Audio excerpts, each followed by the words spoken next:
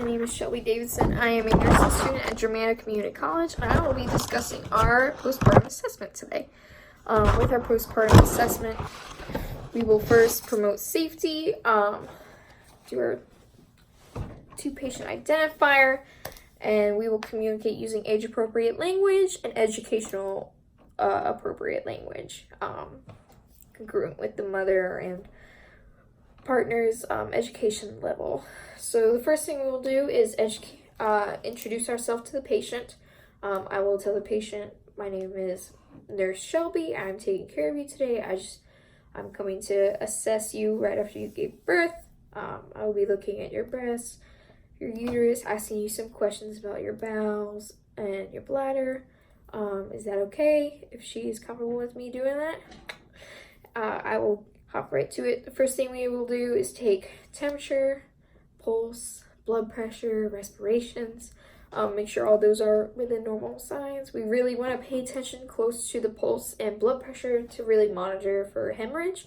If pulse starts to rise and blood pressure starts to steadily fall, it could be indicative of hemorrhage or something not right going with mom. Normal vital signs: blood pressure less than 120/80, pulse between 60 and 100, respirations between 12 and 20. Our temperature, we want to watch that too to make sure she does not have an infection, especially related to how her baby was born, either C-section or vaginal, and if the baby had any complications, if there was any issues with the placenta, if the baby had meconium due to stress, if she had gestational diabetes, we would also monitor that to make sure that's leveling out. And if she was having preeclampsia issues, we would also really closely monitor her blood pressure to ensure that it's going back normal. After that, we would discuss her breast, if she was breastfeeding or if she was bottle feeding, because that can lead our assessment two different ways. If she is breastfeeding, we are going to assess the baby's latch, if she has any discomfort or any trauma to her nipples, how her nipples are, if they're inverted or if they are normal. Normal means the nipple sticks out. If they are inverted, it can make breastfeeding a little bit of a challenge. We will also educate her on good positions to breastfeed. We will also educate her on the signs of trauma, that baby's latch isn't doing so well. And if she was bottle feeding, we'd also educate her not to stimulate her breasts. When she has engorgement, to wear tight fitting bras, to not stimulate at all, to turn away in a shower, to not touch her breasts. And with breastfeeding, we will also educate her that if she wanted to increase her supply, if she's having trouble breastfeeding, not making enough milk, especially if she's pumping, tell her to pump more frequently, feed at least every 2 hours, or at least pump frequently because of supply and demand factors within the body. We also make sure they're symmetrical, make sure they're normal, healthy breasts. The next assessment is uterus. We will palpate the uterus, starting by putting my hand at her pelvic bone to support and feeling the top of the fundus. The fundus at this time, if she had just had her baby, should be around the umbilicus area. And this will go down a finger breadth a day, at around 1 centimeter a day. If she just had a baby 12 hours ago, it should still be right at the umbilicus. And if she had multiple babies, it could be a little bit higher. We gotta make sure we assess the birth history, because these findings can show if multi pregnancies in the past, if this is her 7th child, it could have the fundus up a little bit higher. If it is higher and it's her first baby or her second baby, we also want to make sure that she doesn't have to void. If she's having problems voiding, we will do a nursing intervention to fix that and recheck, because it could displace it a little bit higher, a little bit to the side. A full bladder is also bad because it can cause hemorrhage. The uterus is very tired after labor, and if there is a full bladder or if there's a little bit of placenta left back in there, it can cause hemorrhage because that uterus is tired and that can stop it. We want to feel a very firm fundus. If it is boggy, we are not to let go of that fundus. We need to massage it and also check for bleeding. We also want to assess if the mother had Pitocin during her labor. Make sure that her fundus isn't too firm. If it's boggy and you don't see any bleeding, have her sit up, keep massaging, make sure no blood was pooling in the vagina. And if there's lots of clots, keep massaging and call for help. But we want a firm fundus right around the umbilicus area that will go down a finger breadth a day. So our bladder, we want to make sure she's voiding well, especially after she had a C-section. She's going to have a Foley cath. Keep that urine draining. After she had a vaginal delivery, we want to make sure that she's peeing so there's no pressure on her uterus so it can contract normally.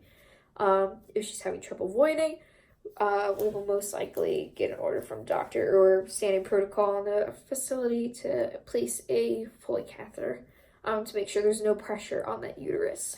With her bowels, we want to make sure she's having bowel movements. Also around that area, if she had an episiotomy or a tear, we want to monitor that as it can be very painful to have bowel movement. After that, we also want to make sure there's no readout, redness, edema, discharge. We want to make sure it's approximated. Make sure those are healing well. At this time, it should still be fresh if it's postpartum, but those are things you need to look for signs of infection. Temperature should be within normal range, not above 100. No low-grade fevers here. We also want to assess for lochia. If she's soaking through a pad an hour, that could be indicative of a hemorrhage. It should be ruba at this point. It should be bright red. It can have clots, that is normal, but we don't want it more than a pad an hour. We want it a pad every couple hours.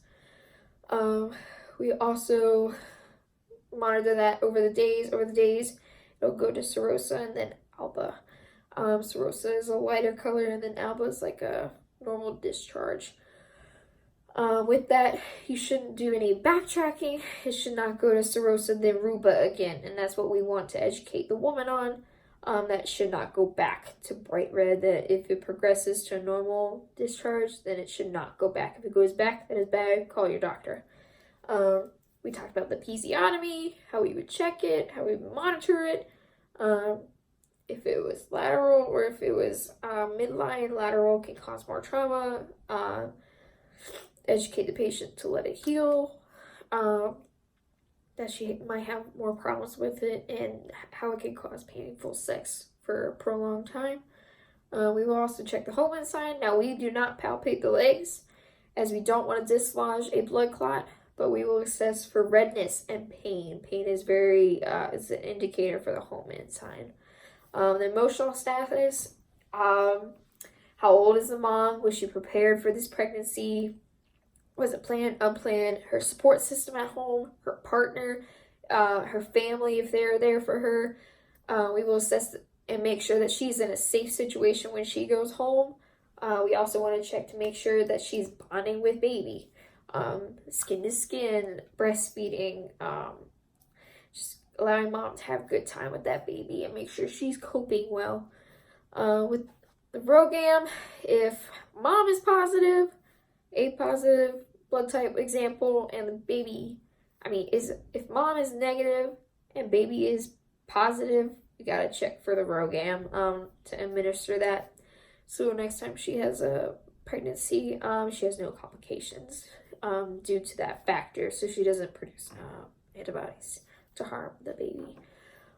After that, I will conclude my assessment by asking the patient if I can get her anything, ice pack for the perineum to help reduce swelling and bleeding and pain, help her with toileting, help her with the baby and breastfeeding, ask her if she needs any help at all, to call me if she needs so. If she's all good and set, I will do my concluding actions, make sure the bed's at a safe level, call light in place, make sure mom and baby are safe, and I will also wash my hands and leave the room. And I will chart my findings. If there was any abnormalities, I would have contacted the doctor immediately. But that would be it.